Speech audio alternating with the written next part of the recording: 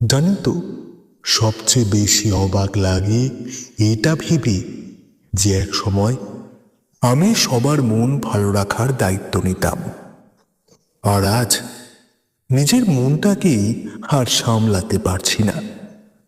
অদ্ভুত এক পরিস্থিতির মধ্যে দিয়ে আমি যাচ্ছি, যেখানে হাসি মুখে সবার সামনে অভিনয় করতে করতে আমি আজ বড়ই টায়ার্ড।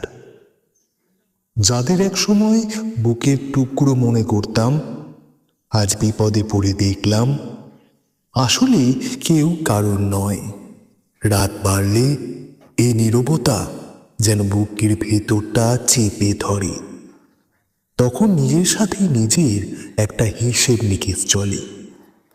আগে ভাবতাম অন্তত কাছের মানুষগুলো আমার পরিস্থিতিটা বুঝবে, কিন্তু এখন রিয়ালিটিটা আমি জানি।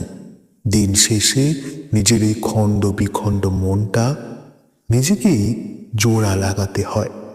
আজ কারোর উপর আর কোনো অভিযোগ নেই আমার, শুধু নিজের উপরই খুব মায়া হয়।